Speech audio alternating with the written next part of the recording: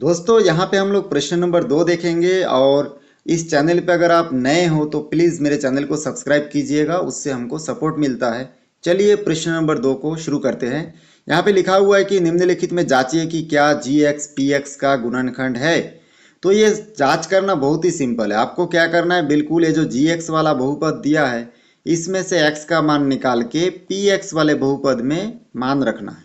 अगर मान रखने के बाद आखिरी में आंसर 0 आया तो हम लोग बोलेंगे कि जी एक्स जो है पी एक्स का गुणनखंड है।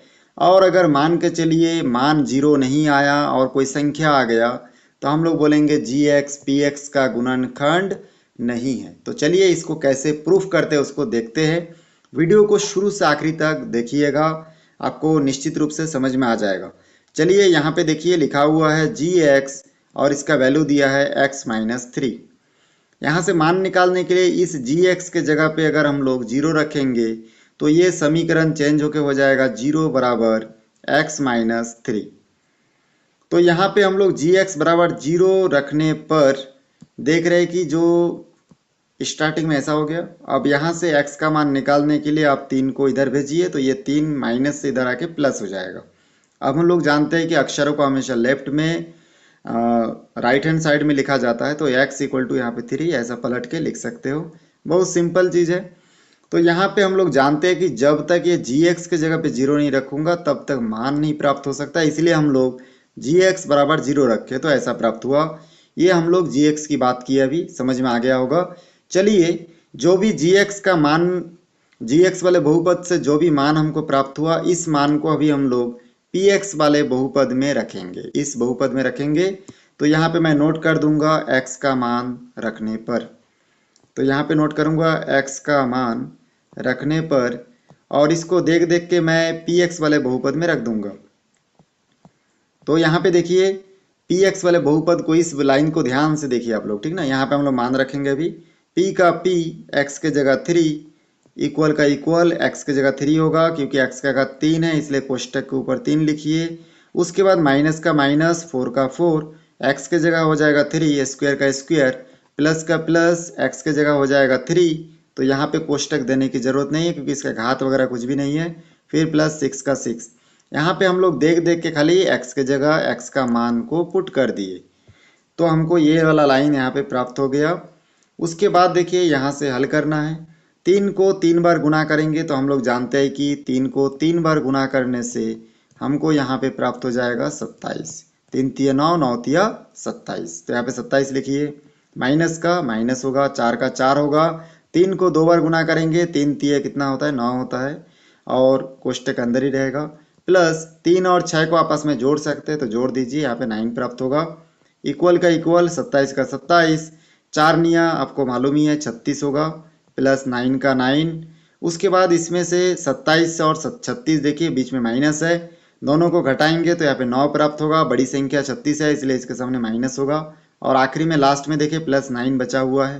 प्लस और माइनस 9 आपस में कट जाएगा, 0 हो जाएगा, क्योंकि आप सभी को मालूम है कि एक समान संख्या प्लस और माइनस में है तो उसका आंसर 0 होता है। तो इस हिसाब से 0 प्राप्त हुआ। अब हम लोग लिख सकते हैं यहाँ पे अतः जी एक्स पी एक्स का गुणनखंड है। तो यहाँ पे नोट हो जाएगा जी एक्स पी एक्स का गुणनखंड है और ये आपका आंसर होगा। तो बहुत सिंपल था, आपको जी एक्स में से मान निकालना है एक्स का और उसके बाद अगर आंसर 0 आया तो गुणनखंड है और 0 नहीं आया तो गुणनखंड नहीं होगा। चलिए इसके बाद हम लोग देखेंगे सेकंड प्रश्न, और भी आपको कुछ कुछ ज़्यादा समझ में आ जाएगा इसमें। तो यहाँ पे देखिए जी X equal to X plus 1 दिया है और पी एक्स इक्वल्स टू दिया है 2x3 प्लस एक्स का स्क्वायर माइनस 2x प्लस 1। तो हम लोग सबसे पहले यहाँ पे जी एक्स में से मान निकालेंगे और जी एक्स में से मान निकालने के लिए जी एक्स को 0 के बराबर रखना पड़ेगा। तो इसको हम लोग नोट कर लेते हैं, जी एक्स बराबर 0 रखने पर।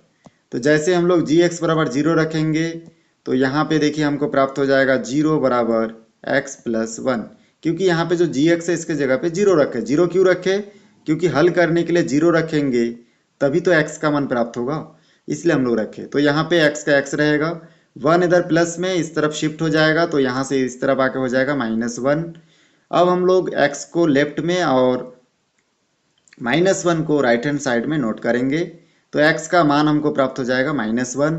इस मान को हम लोग इस px वाले बहुपद में रखेंगे, मतलब यहाँ पे जो px वाले बहुपद आपको दिख रहा है इस बहुपद में हम लोग मान रखेंगे तो हमको प्राप्त हो जाएगा। देखिए यहाँ पे लिखेंगे हम लोग x का मान रखने पर, तो या फिर आप डिटेल्स में लिख सकते हैं x का मान x इक्वल्स टू -1 रखने पर।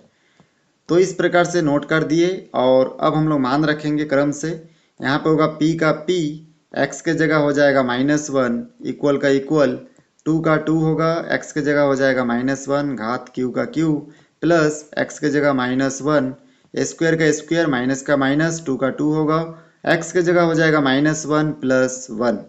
उसके बाद देखिए यहाँ पे इसको धीरे धीरे सॉल्व कीजिए। कोष्टक के ऊपर यहाँ पे देखिए ब्रैकेट के ऊपर -1 के ऊपर घात 3 है, इसका मतलब माइनस रहेगा, उसके एकदम सामने लिखिए। 2 का 2 होगा, 1 को 3 बार गुना करेंगे तो 1 ही आएगा। फिर यहाँ पे प्लस का प्लस, यहाँ पे देखिए -1 के ऊपर घात 2 है, इसका मतलब यहाँ पे माइनस गायब हो जाएगा और खाली 1 बचेगा। 1 को 2 बार गुना करेंगे तो 1 ही आएगा।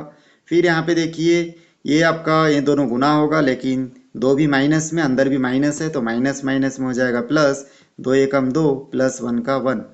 उसके बाद यहाँ पे कोष्टक है तो यहाँ पे देखिए हो जाएगा -2 का 2 और 1 2 और 3, सॉरी 1 2 और 1 को आपस में जोड़ेंगे तो आ जाएगा यहाँ पे 4, तो यहाँ पे 4 प्राप्त हुआ। इस प्रकार से आगे सॉल्व करेंगे तो यहाँ पे 4 में 2 घटेगा तो 2 बचेगा। हमको 0 प्राप्त करना था, लेकिन यहाँ पे इस प्रश्न में 0 नहीं आया, तो हम लोग लिखेंगे नॉट इक्वल्स टू 0। अतः ये क्लियर कट दिख ही रहा है कि gx जो है px का गुणनखंड नहीं है, क्योंकि 0 प्राप्त नहीं हुआ, हमको कितना प्राप्त हुआ, 2 प्राप्त हुआ। तो इसलिए हम लोग बोलेंगे gx जो है px का गुणनखंड नहीं होगा। गुणनखंड इसलिए नहीं है क्योंकि यहाँ पे आंसर 0 प्राप्त होना था, लेकिन 0 प्राप्त नहीं हुआ, तो गुणनखंड नहीं है, ऐसा आपको नोट करना है। तो ये क्वेश्चन देखिए कंप्लीटली सॉल्व हो चुका है। चलिए इसके बाद थर्ड क्वेश्चन देखते हैं। थर्ड क्वेश्चन में देखिए यहाँ पे लिखा हुआ है gx equals to x minus 2 और px equals to x4 minus x3 minus x square minus x minus 2।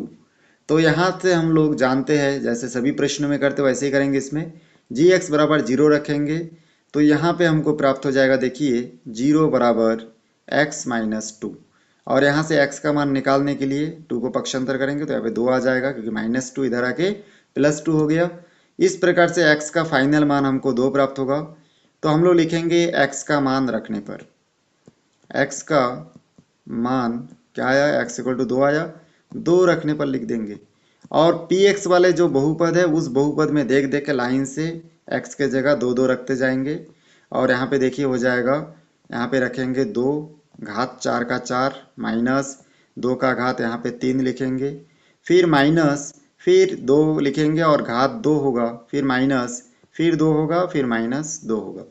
इस प्रकार से इसको धीरे धीरे सॉल्व करते हैं। 2 को 4 बार गुना करने से कितना आएगा, रफ में हम लोग ऐसे करके देखेंगे तो यहाँ पे प्राप्त हो जाएगा 2 दूनी 4, 4 दूनी 8, 8 दूनी 16, तो यहाँ पे 16 प्राप्त हो रहा है।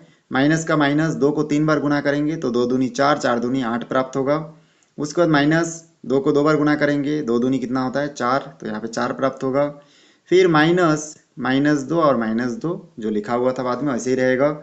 यहाँ पे 2 2 संख्या हल करेंगे, इन दोनों को हल करते पहले तो हमको प्राप्त हो जाएगा, यहाँ पे 16 में 8 घटा मतलब 8 बचेगा। इन दोनों को सॉल्व करते माइनस माइनस में प्लस हो जाएगा, 4 8 2 -6 हो जाएगा, और आखिरी में -2 का 2 बचेगा। इसके बाद आगे सॉल्व करेंगे, 8 में 6 माइनस होगा तो 2 बचेगा, वो भी प्लस में, और आखिरी में -2 बचा है। इस प्रकार से यहाँ पे हम लोग जानते हैं कि ये होगा 0। इसका मतलब इसमें 0 आ गया है, इसका मतलब क्या है, gx जो है px का गुणनखंड है। तो इस हिसाब से ये क्वेश्चन देखिए सॉल्व हो चुका है, और गुणनखंड भी है ये भी हमको पता चल चुका है।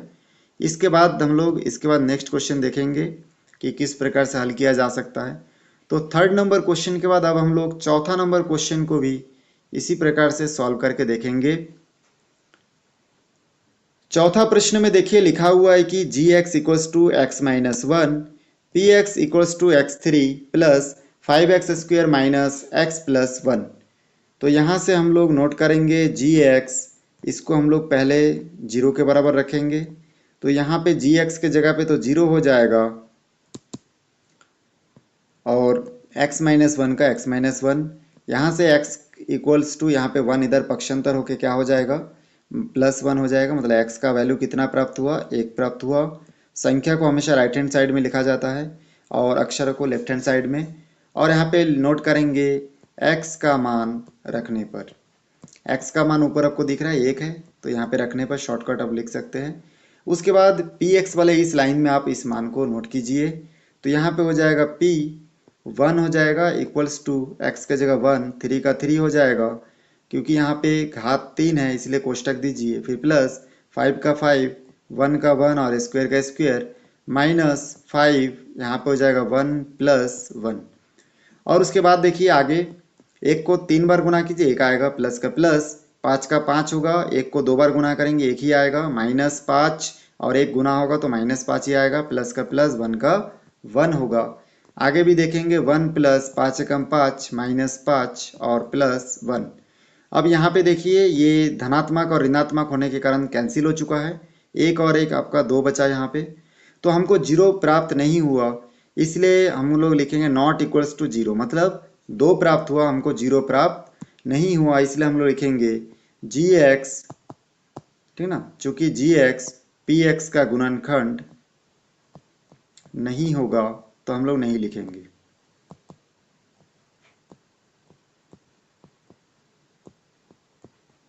चलिए इस सेकंड प्रश्न का जो 5वां प्रश्न बचा है, 5वां और आखिरी प्रश्न है, उसको भी सॉल्व करके देखते हैं।